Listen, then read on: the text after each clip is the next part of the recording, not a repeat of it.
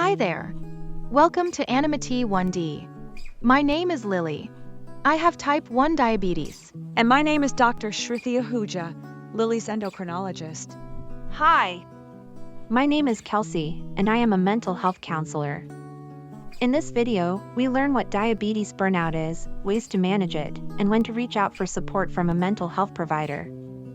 Please remember that this is for educational purposes only and is not meant to replace your doctor or care team. It's good to see you again, Lily. How have things been going lately? Okay, I guess. How's school this year? It's all right. Are you still playing tennis? Yeah. My team is undefeated this season, so that's been really cool. Oh wow, congrats. That's awesome. When's your next match? This weekend. We only have a couple more, and then the final tournament is at the end of this month. Sounds like it's been a successful season. Good luck with these final matches. Thanks. We've had really long practices to prepare for these final matches. We really want to keep our winning streak and be ready for the tournament. Sometimes with changes in physical activity, there can also be changes in blood sugar. How have your numbers been lately? I don't really know. I just make sure that I don't feel low while playing tennis and drink a lot of sports drinks during my matches. I don't like thinking a lot about diabetes though. It's a good thing to be aware of signs of low blood sugar when playing tennis. If you do feel low, it's important to pause the game and get support from your coach. How often are you checking your blood sugar? Always when I wake up in the morning and again before going to bed. But that's pretty much it. I'm glad you were checking at those times. What gets in the way of checking your blood sugar during the day? I'm just so tired of all the extra things I have to do because of diabetes. It was so much easier when I was younger and my parents just took care of it all. It's overwhelming to deal with all these decisions I have to make just to get through the day. There are a lot of extra things that people with diabetes have to do to get through the day that other people don't have to. Is there something in particular that feels like it's too much to do on your own? Just all of it. I've had diabetes since I was a toddler, you know? Yes, you've been dealing with diabetes for over 10 years, and that is a long time. Sometimes people who have been living with diabetes for a while can experience something called diabetes burnout. Have you heard of that before? No. What is it? It's this feeling of overwhelm that comes from having to constantly manage diabetes, which can lead to not wanting anything to do with diabetes. Oh, that kind of sounds like me. It sounds like you were telling me about some signs of diabetes burnout. Our clinic's mental health counselor, Kelsey, is here today and specializes in the mental health pieces that come with diabetes, like all the thoughts and emotions that happen. Part of her job is to talk with patients during their appointments about things like burnout and help people find the best ways to take care of themselves. Would you like Kelsey to stop in before you leave today? Sure, I'd like to meet her. Great.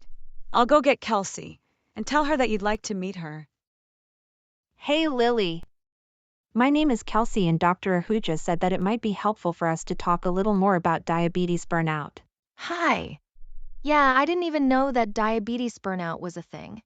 A lot of people don't know that there's a word to describe their experience with diabetes. But after they learn about diabetes burnout, they can see how it matches what they've been feeling and thinking. Burnout just doesn't happen with diabetes. It can also happen with other chronic health conditions like asthma or Crohn's disease, or even in work settings. So, you are definitely not alone. Dr. Ahuja said that it has to do with overwhelm. Feeling overwhelmed with diabetes is a big part of diabetes burnout. This kind of overwhelm lasts for a long time and doesn't seem to go away. The important part is that the feeling of overwhelm about diabetes leads to people not doing the things required to take care of diabetes on a daily basis, like counting carbs, eating regular meals, taking insulin, and checking blood sugar. Yeah, I haven't been checking my blood sugar as often as I should. And I didn't tell Dr. Ahuja this, but sometimes I skip my shots too. I just want to be normal like my friends. Lily, thanks for telling me about that. Sharing about this can help us find ways that can keep you safe and healthy.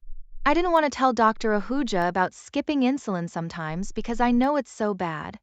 As much as I want to do everything I'm supposed to do, it has just felt impossible lately. What has been the worst part of feeling this way?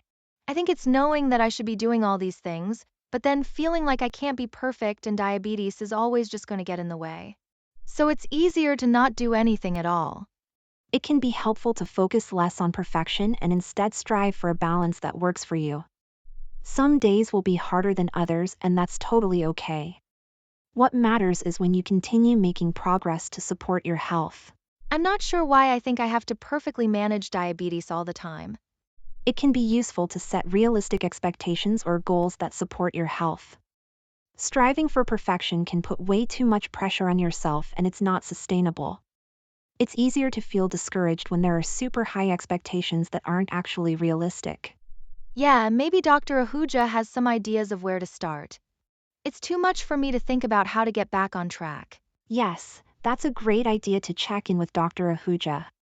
Diabetes is kind of like a 24/7 job. Finding sustainable ways to keep up with it is important to prevent getting to a place of overwhelm where it feels easier to do nothing at all. It really is a 24/7 job. I'm glad you've been willing to talk with me about this. When things get tough with diabetes, who do you usually talk to about it? Mostly just my parents, but not really about how I'm feeling with all this burnout stuff. My parents are supportive and make sure I have everything I need, but I'm just embarrassed to tell them when diabetes feels hard. I'm so good at school, I've always had straight A's, and my tennis team is undefeated this year, and they are really proud of me, so I don't want to let my parents down by talking about diabetes. Do you feel overwhelmed with school or tennis? No, and that's the weird thing, it's only about diabetes. Sounds like diabetes has been causing a lot of distress for you lately, and that's leading to some signs of burnout. Would you be open to talking with your parents about it? From what you've shared, they care a lot about you. Yeah, I could try. I'm not sure what to say though. You could tell them that keeping up with diabetes has felt overwhelming and that's been tough lately, so you could use some extra support with it all. How does that sound? Yeah, that sounds good. When do you think you are going to talk to your parents about this? They always ask me how my time alone in the appointment went, so I can tell them then. Awesome. And we can talk some more with Dr. Ahuja about setting some goals to help you get back on track without feeling so overwhelmed. You can share your goals with your parents too, and they can help you work towards them. Burnout can happen in other areas of life, like school or work. Diabetes burnout is a state of exhaustion or overwhelm due to all of the tasks required of diabetes management and feeling distressed in daily life due to the disease.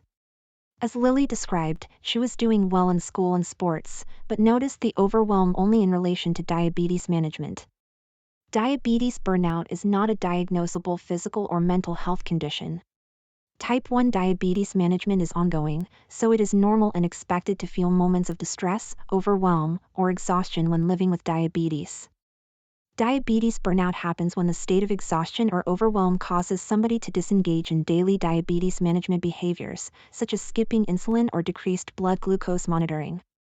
They may also feel like diabetes is impossible to manage, so they give up trying to do the things they need to do for optimal self-care. Importantly, diabetes burnout can be experienced differently by each person. Lily described feeling overwhelmed by thoughts of perfectionism that were not sustainable to her diabetes care routines. This led to disengaging in diabetes health behaviors and avoiding talking about the subject with people who could support her, despite knowing the importance of self-care. Another possible sign of diabetes burnout is decision-making fatigue. This occurs when somebody is exhausted by having a constant awareness of and making all the micro-decisions about diabetes management, like administering insulin, counting carbs, eating balanced meals, changing sites, monitoring blood sugar levels, keeping up with doctor's appointments and prescriptions, and making sure you have what you need when traveling. Other possible diabetes burnout signs include consistent thoughts of self-blame or guilt, or feeling stuck in wondering why you have to deal with diabetes, feeling negative emotions about diabetes like anger or frustration, thinking that you are powerless, and that, whatever you do won't be enough to manage this condition, or feeling isolated on your journey. When these burnout signs lead to consistent feelings of distress and lack of self-care behaviors, they can have negative effects in other areas of life. Even though it is a physical health condition, diabetes can have major impacts on mental, emotional, and social well-being too. This is why checking in with yourself and knowing when to reach out for extra support is crucial to diabetes care. If you are experiencing signs of diabetes burnout, please remember that it is okay to have these feelings because diabetes is hard, and it is also okay to ask for help to release some of the burden of diabetes. Being kind to yourself, setting realistic expectations, taking small breaks, and talking about your experiences can help alleviate some signs of burnout. You are not alone in your diabetes journey. Lily and I had a good conversation about diabetes burnout. Now we'd like to talk with you about setting realistic goals to help get back on track. Yes. I'm not sure where to start because it all seems like a lot. One idea is setting a SMART goal. Have you ever learned about SMART goals, Lily? I don't think so. Does it just mean that it's the right thing to do? The word SMART is an acronym that stands for specific, measurable, achievable, realistic, and time-bound. These are things to keep in mind when setting goals so that they don't feel completely overwhelming. Setting specific, measurable goals that are achievable within a particular time frame and that feel relevant to you can help you get back into taking steps towards caring for diabetes that won't feel like too much too fast. Yeah, working on one thing at a time sounds less overwhelming. You mentioned that you always check your blood sugar first thing in the morning and then before going to bed. Knowing your blood sugar levels can inform you when it's time for a snack or to take insulin. Are you ready to add something else to your diabetes routine? Yes, I am. Great. When do you think you can add a blood sugar check during the day?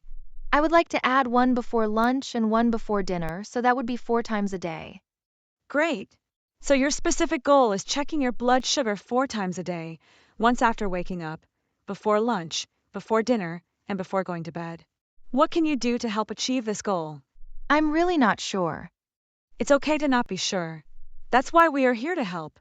Would you want to set reminders on your phone to check your blood sugar at those times? Oh, yes. That works. And is there a way you would want to keep track of the times when you do check your blood sugar? I can probably also use my phone for that. Yes, like making a list on your phone or using a blood sugar log app. This goal is relevant to your diabetes management because knowing blood sugar levels helps you know what action to take next. You want to know your blood sugars are in a safe range before you start your day or go to bed. Diabetes can seem less overwhelming when you have more information about what to do next. That makes sense. And as for the timepiece, let's plan to check in about the goal at our next appointment. We can see how things have been going for you and make any adjustments that would help. Sounds good. I'm also going to tell my parents about this goal. They can help remind me about it too. Great idea. Thanks for talking with us about some of the challenges you've experienced with diabetes. Sometimes that can be hard to do. How are you feeling about this at the end of the appointment? I'm glad I told you about it. It feels better to be able to talk about burnout. I'm glad you told us too. It can help to know about early signs of burnout so that we can find ways to prevent it from getting worse. Yes, I'm also glad you told us. When patients use unhealthy or unhelpful behaviors consistently over time, this increases the likelihood of acute and chronic medical concerns. Diabetes definitely has its harder moments. We are here to work together to help you take it one step at a time. We hope this gave you a better understanding of diabetes burnout. Please remember that this is for educational purposes only and is not meant to replace your doctor or care team. Don't forget to like and subscribe to our channel. Thank you.